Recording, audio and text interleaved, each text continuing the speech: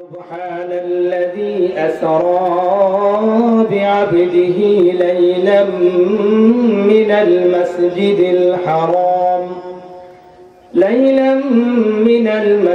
الحرام إلى المسجد الأقصى الذي باركنا حوله لنريه من آياتنا إنه هو السميع البصير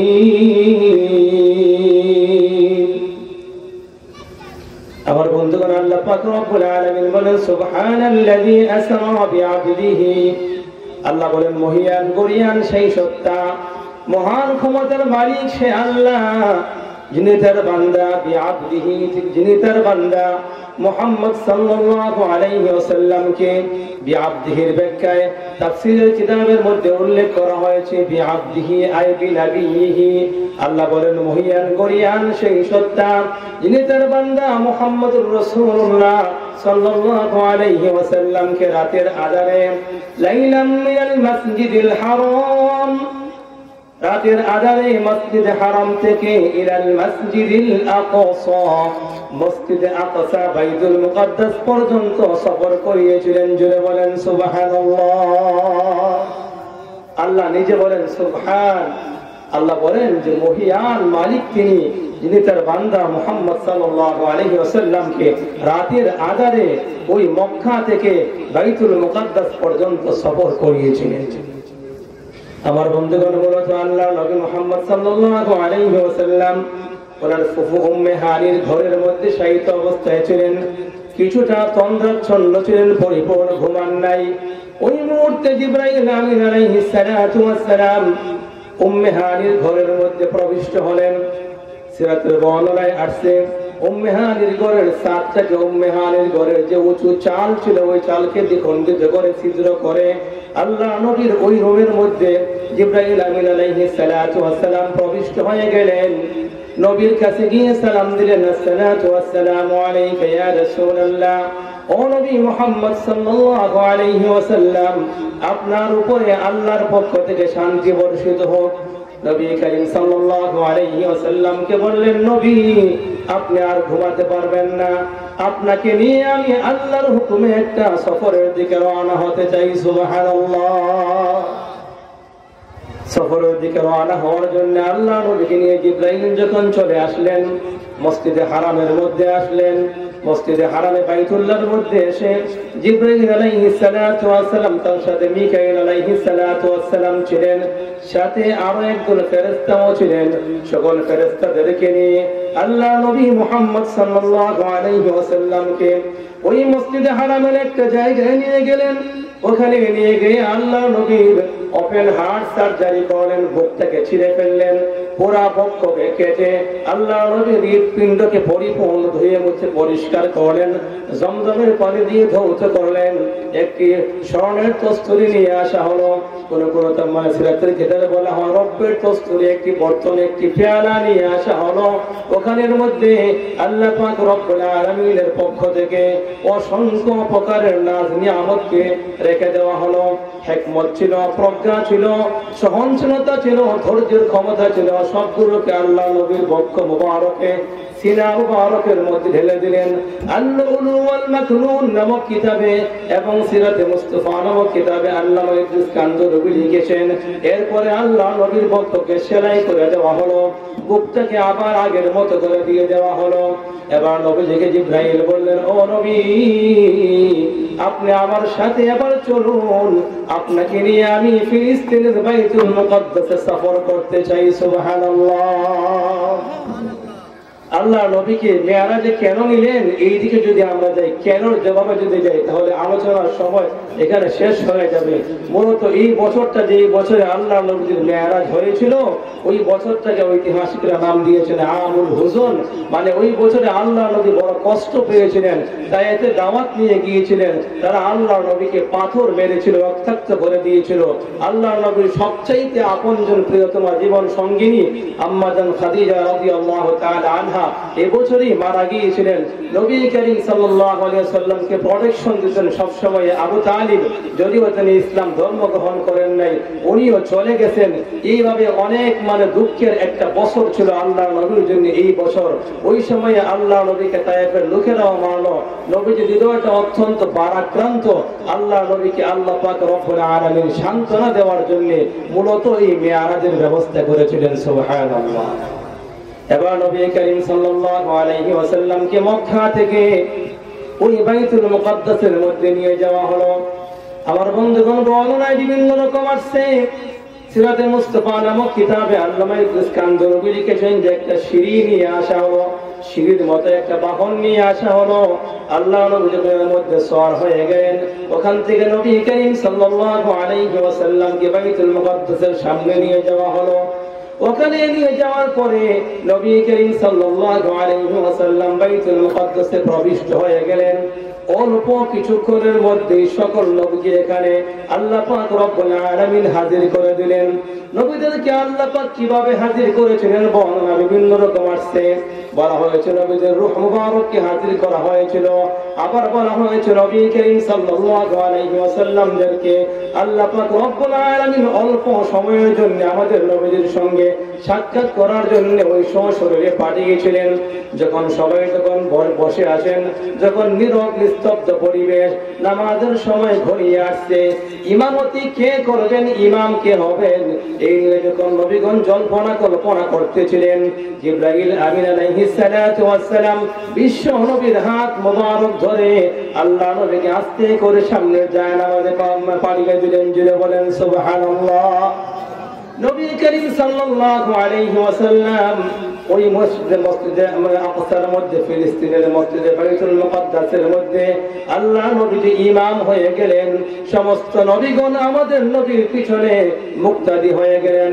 কারণ নবী হলেন সাইয়্যিদুল মুরসালিন, নবীগণের সর্দার হলেন মুহাম্মদুর রাসূলুল্লাহ সাল্লাল্লাহু আলাইহি ওয়াসাল্লাম। এজন্য আল্লাহ নবী যখন ইমাম হয়ে গেলেন, সবাই যখন মুক্তাদি হয়ে গেলেন, নামাজ শেষ হয়ে গেল। আর মানে হলো আল্লাহ পাক রব্বুল আলামিন আমাদের নবী যে সবচাইতে বড়, ওই জিনিসটা সকল নবীর সামনে বোঝানোর জন্য আল্লাহ নবীকে ইমাম বানিয়ে দিয়েছেন। সুবহানাল্লাহ।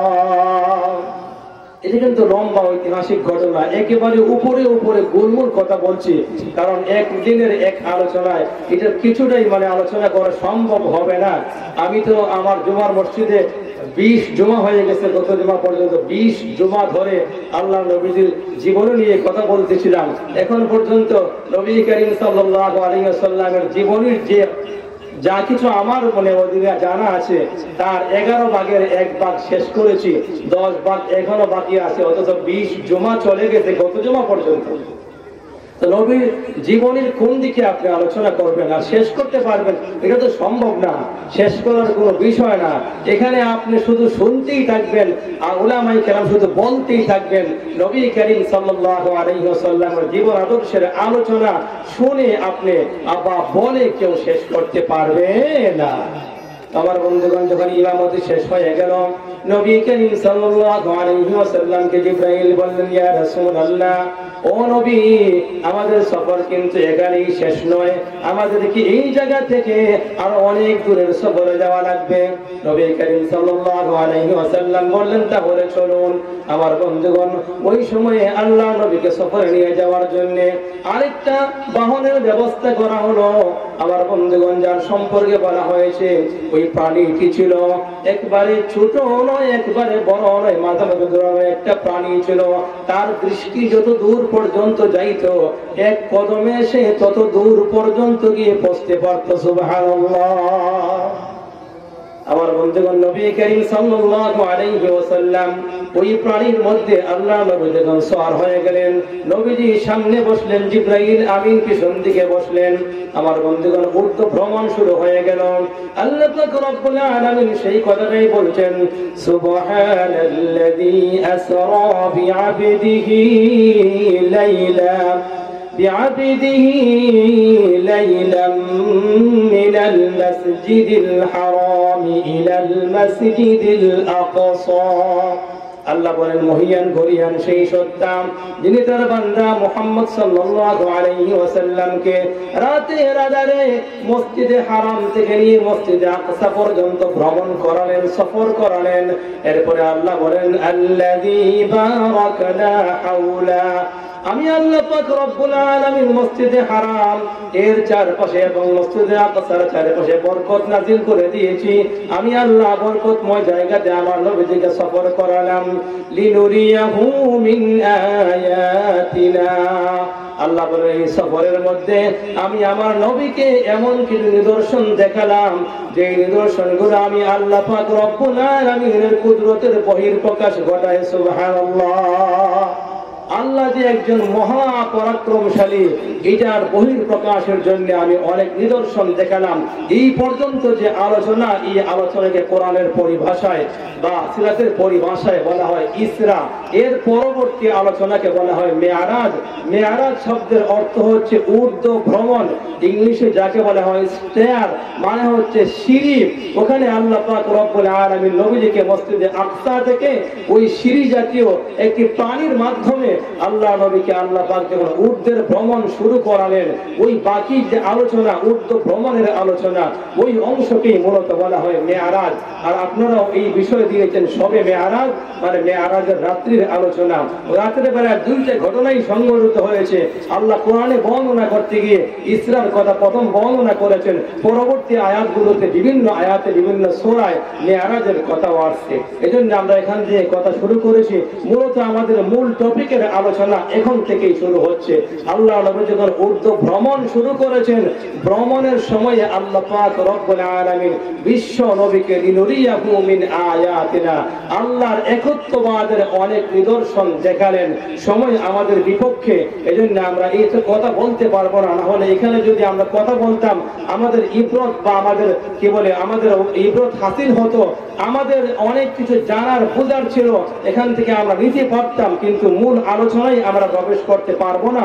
এজন্য আমরা এখানকার আলোচনা বাদ দিয়ে আমরা ঊর্ধ্বের দিকে উঠতে থাকি, দেখি না কতটুকু উঠা যায়। যে পর্যন্ত উঠতে পারলাম আলহামদুলিল্লাহ, আর যেখানে গিয়ে স্টপ হয়ে গেলাম, পরবর্তী বক্তারা আছেন, পরবর্তী সময় যদি কখনো আবার আসা হয়, হয়তো সেখান থেকে আবার আলোচনা হবে।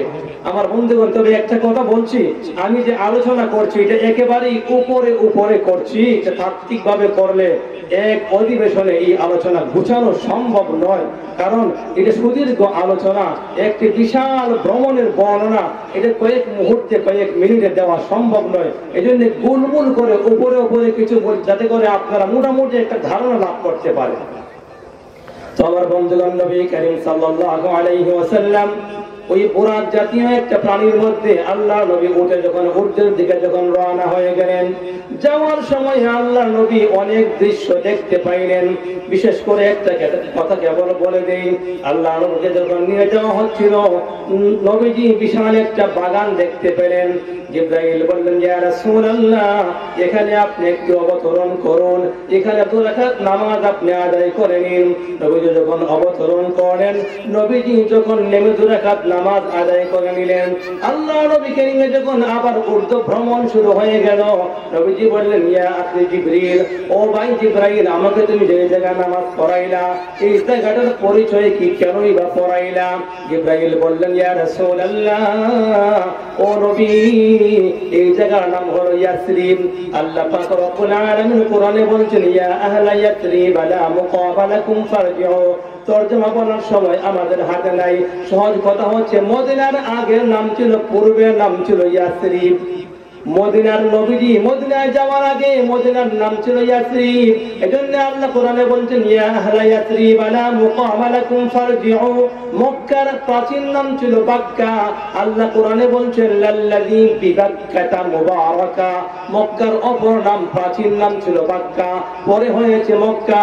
মদিনার আগের নাম ছিল ইয়াসরিব, পরবর্তীতে নবী যাওয়ার পরে নাম হয়েছে মদিনা। এবং এমনকি আল্লাহ নবীর পরশে ওই জায়গার নাম হয়ে গেছে এখন সোনার মদিনা। কথা বলেন ঠিক না বেঠিক? ওখানে যখন নামাজ পড়াইলেন, জিব্রাইল বললেন এর নাম হলো ইয়াসরিব। ওখানে আপনি একটা সময় মাতৃভূমির মানুষদের অত্যাচারকে সহ্য করতে না পেরে, মাতৃভূমির মানুষদের অত্যাচারে অতিষ্ঠ হয়ে আল্লাহর হুকুমে আপনি একটা দিন মক্কা ছেড়ে এই মদিনায় ইয়াসরিবে হিজরত করবেন। এই জন্য এই জায়গাতে আপনাকে 2 রাকাত নামাজ পড়াইয়া জায়গাটার সাথে আপনাকে আমি জিব্রাইল একটু পরিচয় করে নিলাম। সুবহানাল্লাহ। এবার উর্দের দিকে ভ্রমণ শুরু হয়ে গেল। প্রতিমধ্যে আরো অনেক দৃশ্য আল্লাহ নবীজি দেখলেন, বর্ণনা আমরা সেদিকে দেব না। আমার বন্ধুগণ, এখন যখন প্রথম আকাশ পর্যন্ত যখন পৌঁছে গেলেন, প্রথম আকাশে পৌঁছার পরে জিব্রাইল যখন দরওয়াজা যখন করাঘাত করলেন, প্রথম আসমানের দরওয়াজা খোলার জন্য আল্লাহ নবীকে যখন নিয়ে গেলেন, যখন দরওয়াজা খোলার জন্য জিব্রাইল যখন করাঘাত করলেন, ওই প্রথম আসমানের দ্বার রক্ষী তিনি বললেন, ও জিব্রাইল, প্রতিদিন তুমি একা একা আসা যাওয়া করো, আজকে তোমার সাথে আরেকজন আগন্তুক দেখা যায়, আরেকজন ব্যক্তি দেখা যায়, ওনার পরিচয় কি? ওনার পরিচয় না দিলে পারমিশন আমরা তোমাকে দেব না, তুমি আজকে আর প্রথম আকাশে প্রবিষ্ট হতে পারবে না। জিব্রাইল বললেন, উনি হলেন মুহাম্মাদুর রাসূলুল্লাহ সাল্লাল্লাহু আলাইহি ওয়াসাল্লাম। কোন বর্ণনায় আসছেন ইব্রাহিম বললেন উনি হলেন সেই নবী, যেই নবীর খাতিরে আল্লাহ পাক রব্বুল আলামিন তোমাদেরকে বানিয়েছেন, যেই নবীর ওসিলায় আল্লাহ তাআলা আমাদেরকে বানিয়েছেন, তিনি হলেন সেই নবী। কাজেই ওই নবীকে নিয়ে আসছি, তুমি দরওয়াজা খুলে দাও।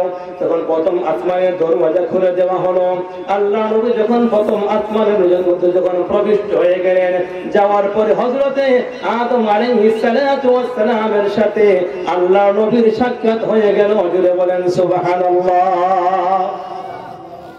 যখন সাক্ষাৎ হয়ে গেল, আল্লাহ নবীর সঙ্গে যখন আদম নবীর যখন পরিচয় হয়ে গেল, আদম আলাইহিস সালাতু ওয়াস সালাম বললেন, মারহাবান বিল ইবনে সালেহ ওয়ান নবী সালেহ। হে আমার সন্তান, তুমি যে আমার কাছে আসছো, তুমি যে প্রথম আকাশে এসেছো, এজন্য আমি আদমের পক্ষ থেকে তোমাকে সাদর সম্ভাষণ জানালাম, তোমাকে আমার পক্ষ থেকে আহলান সাহলাম স্বাগতম দিলাম। তুমি হলে আমার সবচাইতে সৌভাগ্যবান উম্মত, তুমি হলে আমার সবচাইতে সৌভাগ্যবান সন্তান। ও নবী মুহাম্মদ, তোমার আগমনে আজকে প্রথম আকাশ ধন্য হয়ে গেল। জোরে বলেন সুবহানাল্লাহ। কথোপকথন এখানে আরো অনেক হলো। নবী করিম সাল্লাল্লাহু আলাইহি ওয়াসাল্লামকে নিয়ে জিব্রাইল আবার দ্বিতীয় আকাশে চলে গেলেন।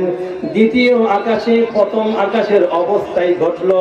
যখন পরিচয় দেওয়া হলো, দ্বিতীয় আকাশের দরওয়াজাকে খুলে দেওয়া হলো। খুলে দেওয়ার পরে নবী করিম সাল্লাল্লাহু আলাইহি ওয়াসাল্লাম প্রবিষ্ট হয়ে গেলেন। ওখানে যাওয়ার পরে হযরত ইয়াহইয়া আলাইহিস সালাতু ওয়াস সালামের সাথে আল্লাহ নবীর সাক্ষাৎ হয়ে গেল। সুবহানাল্লাহ। এই দুই নবীর মধ্যে কিছুক্ষণ কথাবার্তা হলো। এখানে বেশিক্ষণ দেরি করা হলো না। তৃতীয় আকাশের দিকে যখন রওনা হয়ে গেলেন, তৃতীয় আকাশে যাওয়ার পরে প্রথম আর দ্বিতীয় আকাশে যে ঘটনা ঘটেছিল একই ঘটনা ঘটলো। পরিচয় দেওয়া হলো। তৃতীয় আকাশে আল্লাহ নবী প্রবিষ্ট হয়ে গেলেন। ওখানে যাওয়ার পরে হযরত ইউসুফ আলাইহিস সালাতু ওয়াস সালামের সাথে আল্লাহ নবী মুহাম্মদের সাক্ষাৎ হয়ে গেল। জোরে বলেন সুবহানাল্লাহ। দুই নবীর সাক্ষাৎ হওয়ার পরে সংক্ষিপ্ত কথাবার্তা হলো। সালাম মুস্তাফা যেগুলো অভিবাদন যেগুলো আমরা করি ওগুলো করা হলো, কথাবার্তা একটু হলো। আল্লাহ নবীকে আবার নিয়ে যাওয়া হয় চতুর্থ আসমানের দিকে। চতুর্থ আসমানে যাওয়ার পরে দ্বার রক্ষীরা আবার পরিচয় চাইলো, পরিচয় দেওয়া হলো, দরওয়াজা উন্মুক্ত করে দেওয়া হলো। আল্লাহ নবী চতুর্থ আসমানে প্রবিষ্ট হয়ে গেলেন। চতুর্থ আসমানে প্রবিষ্ট হওয়ার পরে বিশ্ব নবীর দেখা হয়ে গেল হযরত ইদ্রিস আলাইহিস সালাতু ওয়াস সালামের সাথে। নবী ইদ্রিস আলাইহিস সালাতু ওয়াস সালাম আল্লাহ নবীকে দেখে বড় খুশি হয়ে গেলেন, কথাবার্তা বললেন। বেশিক্ষণ দেরি করা হলো না, এবার পঞ্চম আসমানের দিকে রওনা হয়ে গেলেন। পঞ্চম আসমানে যাওয়ার পরে একই ঘটনার পুনরাবৃত্তি হলো। দরওয়াজা খুলে দেওয়া হলো। আল্লাহ নবী যখন পঞ্চম আসমানে গিয়ে যখন প্রবিষ্ট হয়ে গেলেন, হযরত মুসা আলাইহিস সালাতু ওয়াস সালামের ভাই চাচাতো ভাই হারুন আলাইহিস আপন ভাই হারুন আলাইহিস সালাতু ওয়াস সালামের সাথে আল্লাহ নবী মুহাম্মদুর রাসূলুল্লাহ সাল্লাল্লাহু আলাইহি ওয়াসাল্লামের সাক্ষাৎ হয়ে গেল। নবী হারুনের সঙ্গে আল্লাহ নবীর কিছু কথোপকথন হলো, কথাবার্তা হলো। এবার ষষ্ঠ আকাশের দিকে রওনা হয়ে গেলেন। ওখানে কি ঘটনার পুনরাবৃত্তি হলো। আল্লাহ নবী যখন ষষ্ঠ আকাশে প্রবিষ্ট হয়ে গেলেন, বনি ইসরাইলের সবচাইতে বড় নবী, বনি ইসরাইলের শ্রেষ্ঠ পয়গম্বর হযরত মূসা আলাইহিস সালাতু ওয়াস সালামের সাথে আল্লাহ নবীর সাক্ষাৎ হয়ে গেল। জোরে বলেন সুবহানাল্লাহ। এখানে এক মুহূর্তে একটা ঐতিহাসিক একটা মানে তথ্যবহুল একটা তথ্য আপনাদের সামনে দিয়ে দিই। বনি ইসরাইলের মধ্যে সবচেয়ে বড় নবীর নাম হলো মূসা আলাইহিস সালাতু ওয়াস সালাম। হাইওয়াতুল হাইওয়ান নামক কিতাবের মধ্যে আল্লামা কামালউদ্দিন বিনিয়াদি রাহমাতুল্লাহি আলাইহি যে কিতাব লেখা হয়েছে প্রায় 500 বছর আগে, ওই কিতাবের মধ্যে বলা হয়েছে যে বনি ইসরাইলের মধ্যে আল্লাহ পাক রব্বুল আলামিন অসংখ্য নবী পাঠিয়েছিলেন। কোন কোন বর্ণনাতে ওরকম আসছে 1,24,000 পয়গম্বর আল্লাহ পাক রব্বুল আলামিন দুনিয়াতে মানব জাতির হেদায়েতের জন্য পাঠিয়েছিলেন। তিনি এই বর্ণনাকে সামনে এনে লিখেছেন যে 1,24,000 পয়গম্বর বা নবী রাসূলের মধ্যে মাত্র 11 জন বাদ দিয়া, কতজন বাদ দিয়ে? মাত্র 11 জন বাদ দিয়ে 1,23,989 জন নবী আল্লাহ পাক শুধু পাঠিয়েছেন বনি ইসরাইলের কাছে, মানে বর্তমানে যে ইহুদি আছে ওই ইসরাইল ওই ইহুদি জনগোষ্ঠীকে ঠিক করার জন্য 1,23,989 নবী আল্লাহ পাঠিয়েছেন কেবল ইহুদিদেরকে ঠিক করার জন্য। কোন নবী ইহুদিদেরকে ঠিক করতে পারেন নাই। এজন্য ইহুদিরা আজকে মুসলমানদেরকে মারে, ফিলিস্তিনকে যুগের পর যুগ ধরে মারতেছে, কারণ এদের চেয়ে উগ্র এদের চেয়ে খারাপ জাতি পৃথিবীর ইতিহাসে আর একটাও আসে নাই। এজন্য আল্লাহ সূরা মায়েদার 2 আয়াতে প্রায় বলেছেন, আল্লাহ বলেছেন ইয়া আইয়ুহাল্লাযীনা আমানু, ও ঈমানদাররা, লা তাত্তাখিযুল ইয়াহুদা ওয়ান নাসারা আউলিয়া, তোমরা ইহুদি এবং খ্রিস্টানদেরকে তোমাদের বন্ধু বানিও না। বা'দুহুম আউলিয়া ও বা'দ, আল্লাহ বলেন তারা তোমাদের বন্ধু নয়, এরা হচ্ছে একে অপরের বন্ধু। কথা বলেন ঠিক না বেঠিক? তো এত নবী ওই মানে বনি ইসরাইলদের জন্য আছেন। ওই 1,23,989 নবীর ভিতরে সবচাইতে বড় নবীর নাম হলো মূসা আলাইহিস সালাতু ওয়াস সালাম। তো আল্লাহ নবী মুহাম্মদ সাল্লাল্লাহু আলাইহি ওয়াসাল্লাম ওই ষষ্ঠ আকাশে বনি ইসরাইলের শ্রেষ্ঠ পয়গম্বর মূসা নবীর সঙ্গে যখন সাক্ষাৎ হয়ে গেল, মূসা আলাইহিস সালাতু ওয়াস সালামের সঙ্গে কথোপকথন হলো, কথাবার্তা হলো। এখানেও বেশিক্ষণ দেরি করলেন না, আল্লাহ নবী সপ্তম আকাশে গিয়ে পৌঁছে গেলেন। সপ্তম আকাশে পৌঁছার পরে সেখানে জাতির পিতা হযরত ইব্রাহিম আলাইহিস সালাতু ওয়াস সালামের সঙ্গে সাক্ষাৎ হয়ে গেল। ইব্রাহিম আলাইহিস সালাতু ওয়াস সালাম বিশ্ব নবীকে দেখার পরে অনেক আনন্দিত হলেন, খুশি হলেন। আমার বন্ধুগণ, প্রায় 7 আকাশের বর্ণনা সংক্ষেপে শেষ করে ফেললাম। এবার আল্লাহ নবীকে নিয়ে জিবরাইল আমিন আলাইহিস সালাতু ওয়াস সালাম সীমান্ত এলাকা, এটাকে বলা হয় সিদরাতুল মুনতাহা। আল্লাহ কোরআনে বলছেন ইনদা সিদরাতিল মুনতাহা ইনদাহা জান্নাতুল মাআওয়া। সিদরাতুল মুনতাহা মানে হলো সীমান্তের বড়ই গাছ। ওই সীমান্তের বড়ই গাছের পাশে আল্লাহ বলেন জান্নাতুল মাআওয়াকে রেখে দেওয়া হয়েছে। এজন্য উলামায়ে কেরাম ব্যাখ্যা লিখতে গিয়ে লিখেন, জান্নাতকে আল্লাহ পাক রব্বুল আলামিন সৃষ্টি করে রেখেছেন। জান্নাতগুলো হলো 7 আকাশের উপরে, জাহান্নামকে রব্বুল আলামিন সৃষ্টি করে রেখে দিয়েছেন। জাহান্নামগুলো হলো 7 জমিনের নিচে।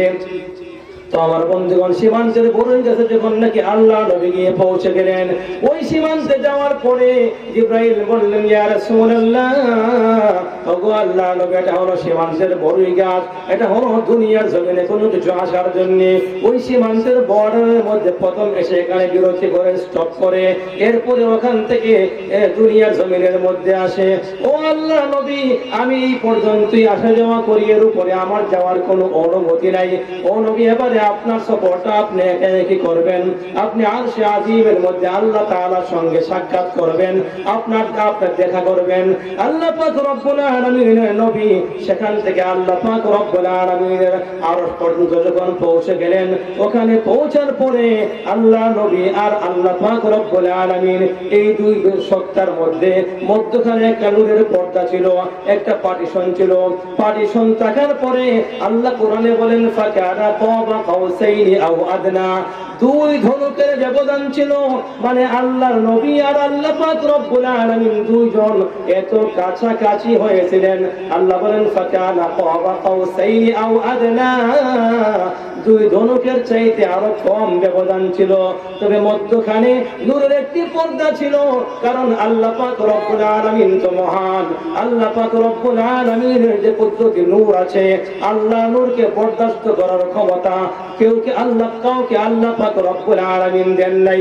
আপনারা হয়তো সেই ওয়াকিয়া জানেন, মূসা আলাইহিস সালাতু ওয়াস সালাম আল্লাহকে বলছিলেন, আল্লাহ আমি আপনাকে দেখতে চাই। আল্লাহ বলছিলেন লান তারানি, ও মূসা তুমি আমি আল্লাহকে কখনোই দেখতে পারবে না। তো মূসা আলাইহিস সালাতু ওয়াস সালাম তো পাওয়ারফুল নবী ছিলেন, আবার বলতে গেলে একজন নাচুর বান্দা ছিলেন। উনি বললেন না আল্লাহ আপনাকে দেখতেই চাই। আল্লাহ বলেন ওয়ালাকিন ইনজুর ইলাল জাবালি ফাইন ইসতাকাররা মাকানাহু ফাসাউফা তারানি, ও মূসা আলাইহিস সালাতু ওয়াস সালাম আমাকে দেখবাই? মূসা কয় হ দেখবো।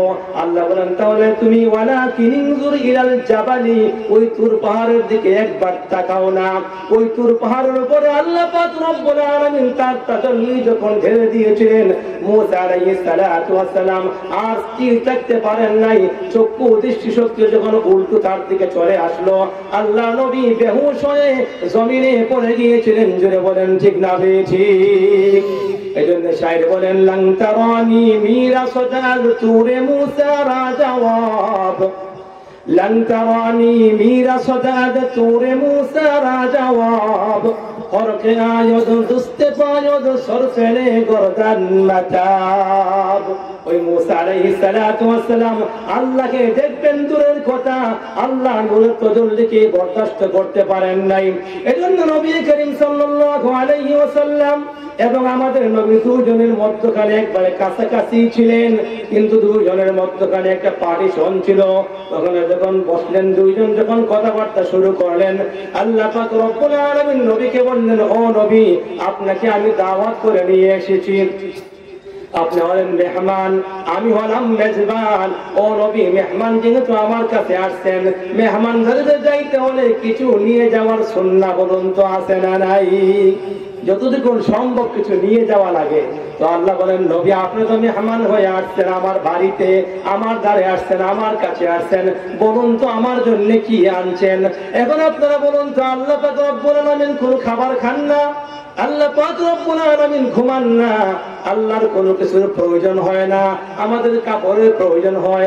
আল্লাহ পাক রব্বুল আলামিনের কুদরতিভাবে কোনো কাপড় দরকার হয় না, আল্লাহ পাক রব্বুল আলামিনের ঘুমের দরকার হয় না, আল্লাহ পাক রব্বুল আলামিনের খাবারের উদ্রেক হয় না।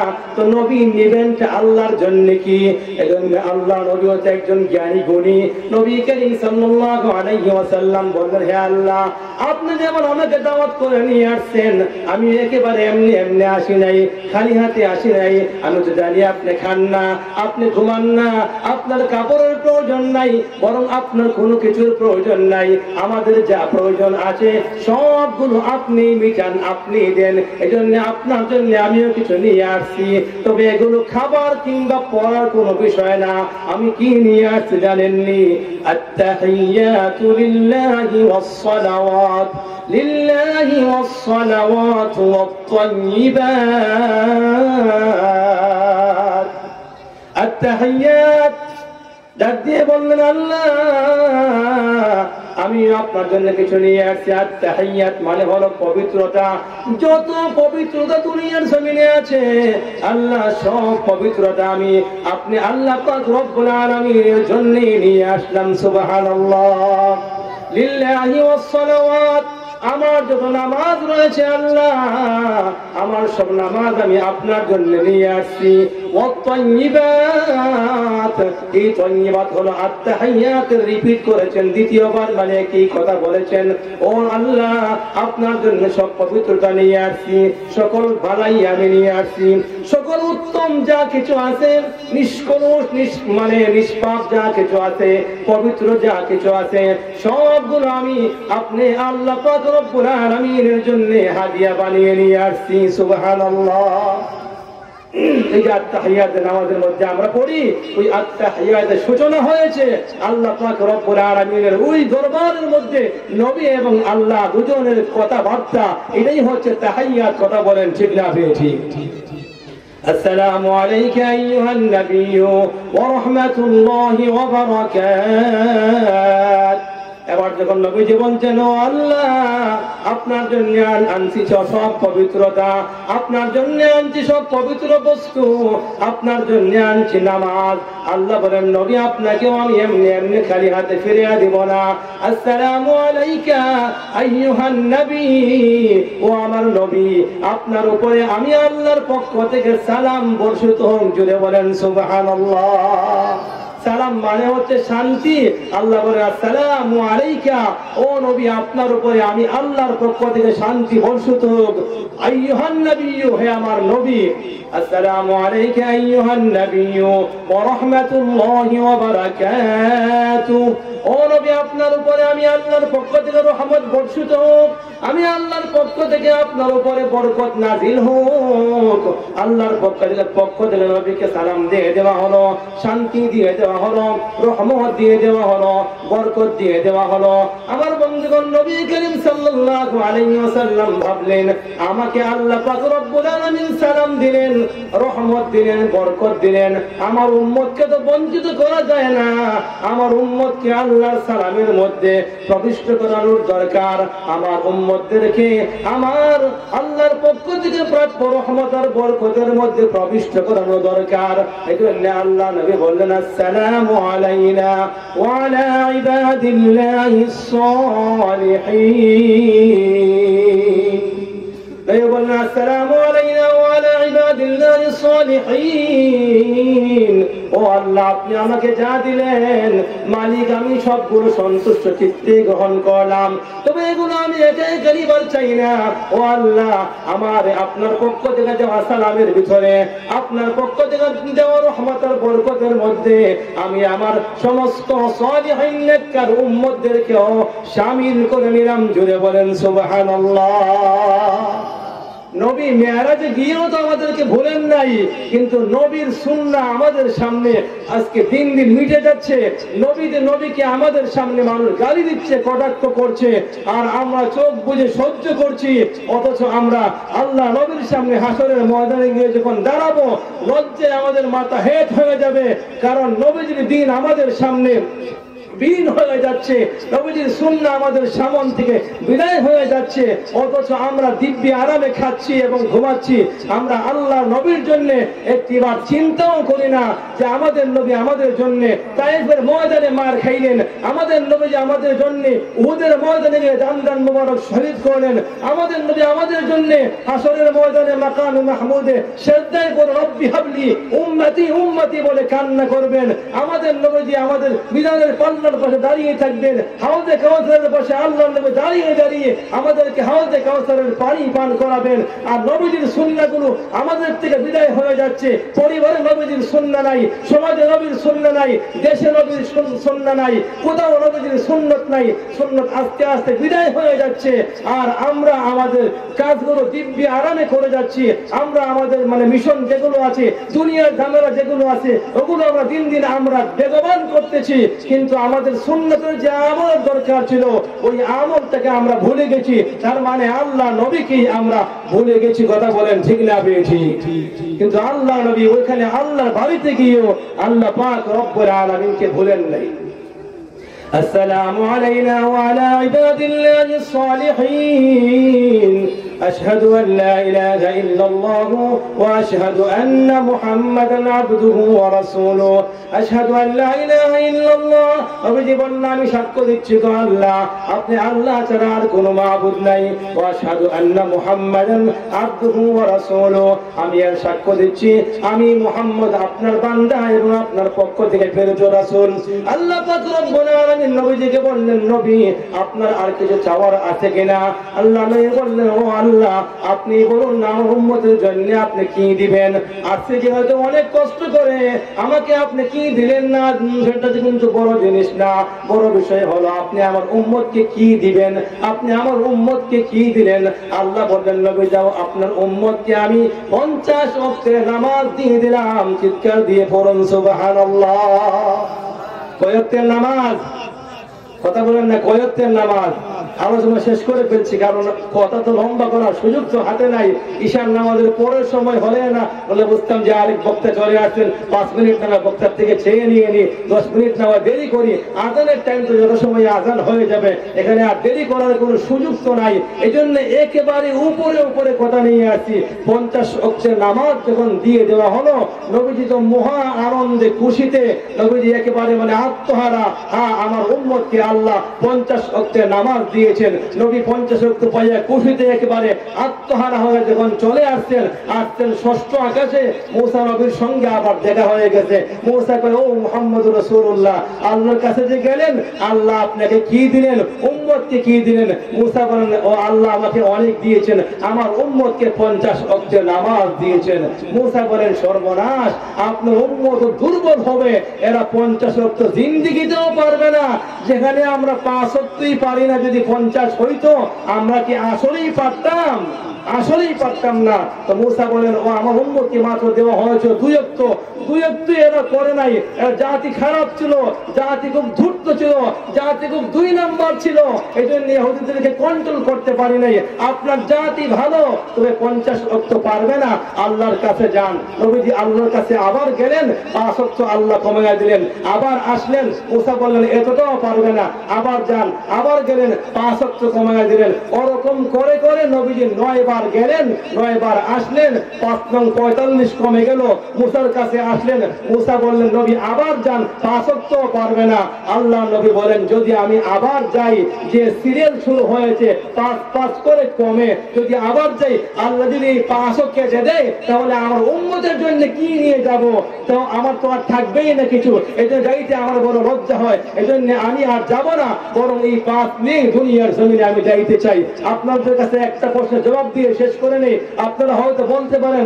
নবীকে আল্লাহ 9 বার কেন আপ ডাউন করাইলেন আল্লাহ না আল্লাহর নবীকে মহব্বত বেশি করেন 9 বার কেন বারবার কেন আপ ডাউন করাইলেন একবারই তো আল্লাহ তো আগে থেকেই জানেন এরা 5 এর বেশি পারবে না 5 দিলেও পারবে না তো আল্লাহ তো প্রথমবারই 5 দিতে পারতেন 50 দিলেন কেন বলে এর 2 জবাব 1 নম্বর জবাব হলো আল্লাহর নবীর সঙ্গে আল্লাহ পাকের গভীর মহব্বতের সম্পর্ক যার সঙ্গে হয় ওকে বারবার দেখলে খারাপ লাগে না ভালো লাগে ভালো লাগে ওই ভালো লাগার জায়গা থেকে আল্লাহ চাইছেন নবী বারবার ঘুরে ঘুরে আমার কাছে আসুন বারবার আমি আমার নবীকে দেখি এজন্য 9 বার নিলেন দ্বিতীয়ত হলো উম্মতের উপরে আল্লাহ পাক রব্বুল আলামিনের ইহসান দয়া বেশি আপনার উপরে আমার উপরে আল্লাহ চাইছেন যে 50 দেই শেষে 5 টিকায় রাখবো আর 5 দিয়ে আদায় করবে ওর আমল নামায় 50 ওয়াক্তের সওয়াব দিয়ে দিব ওই 50 এর সওয়াব 5 এর মাধ্যমে দেওয়ার জন্য আল্লাহ পাক রব্বুল আলামিন ওই বারবার নিয়ে কমাইছেন আর উম্মতের করে মেহেরবানি করেছেন